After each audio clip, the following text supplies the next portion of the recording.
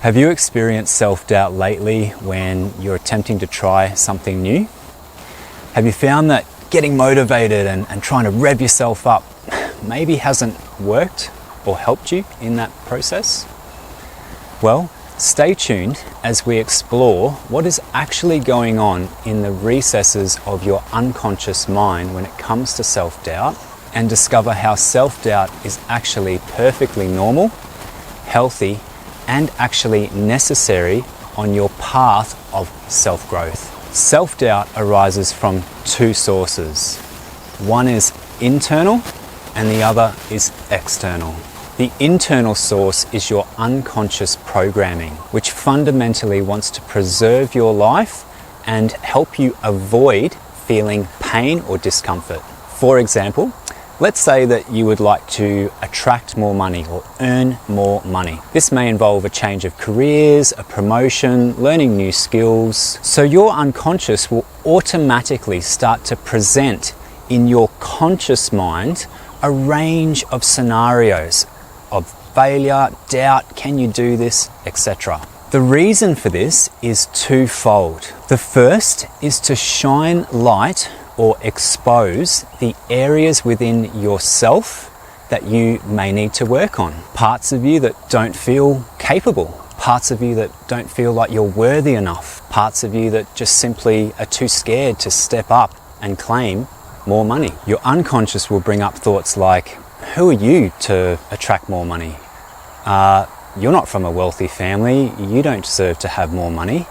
You're just an employee. I think you just need to stick to your lane and play it safe. Story after story, the unconscious will bring that up for you to then allow you to do the work and transmute those underlying false and erroneous beliefs that have been programmed into you. The other reason the unconscious brings these doubts to the conscious mind is to actually keep you safe and to protect you. It wants to maintain the status quo or your existing state, because as far as it can see, you're alive and you're breathing, and it doesn't really want to tamper with that. So let's not go out and try anything new.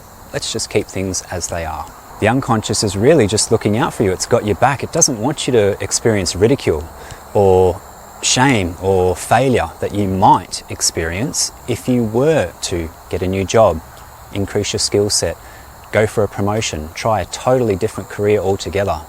These are things that the unconscious wants to protect you from just in case it doesn't work out. So that's the internal source of self-doubt. One part of it is expansionary, which kind of forces you to look at the parts of you that don't feel worthy to attract that more money. And then the other is contractionary, in a sense that it wants to keep you safe, protected, not experiencing failure, etc. The external sources of self-doubt are much more apparent, particularly in the world of late.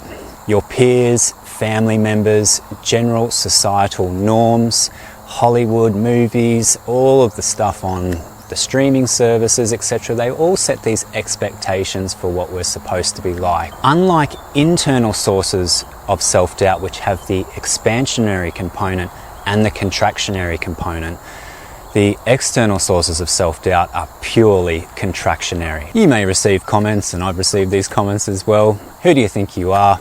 You're just an employee. Stick to your lane. Oh my God, you can't earn that amount of money. It's not that easy. You have to work hard for money. You're going to have to get a second job or a third job to earn that sort of money. You can't just create money out of thin air. All of these statements are just people's fears and projections that they're placing onto you. Therefore, these external sources of self-doubt require very strong boundaries for you to implement and to be vigilant about, because this society, or most modern world societies, are based on competition between the fellow countrymen. So it's all about what car are you driving, what house do you have, what sort of job do you have, I wonder what salary he's on or she's on. It's all about competition. Even if people don't want to admit that, it still is. So you must be vigilant with these external sources of self-doubt and place boundaries and take responsibility for managing them and keeping them out of your field.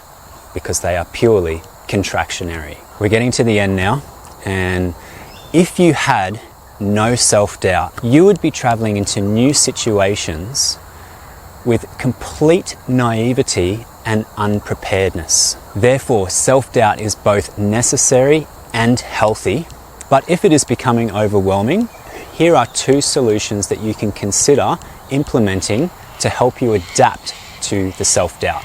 The first suggestion is to start with small bouts, so small bouts of relatively consistent exposure to those things that you're afraid to do. Use the fear and the doubt as energy to put into those small bouts of exposure as you explore a new skill, possibly a new career, a second job if it is that, investing, whatever it happens to be. In other words, play the long game by starting with those small bouts of exposure. The second thing is to start using the expansionary component of the internal self-doubt that we spoke of earlier, which is aimed actually at shining light and revealing the parts of you that are just not ready for more money or whatever it happens to be that you're pursuing. It will help you notice what beliefs, what habitual thoughts you have, what existing programming that you've received from the system, from society, that is keeping you from expanding. When your unconscious presents that doubt, that thought in your mind, I just can't do this because, ask why. Well, why can't you do that? And when the answer comes, you can work with that answer. Did I learn that from somebody? Did someone in my past teach me that?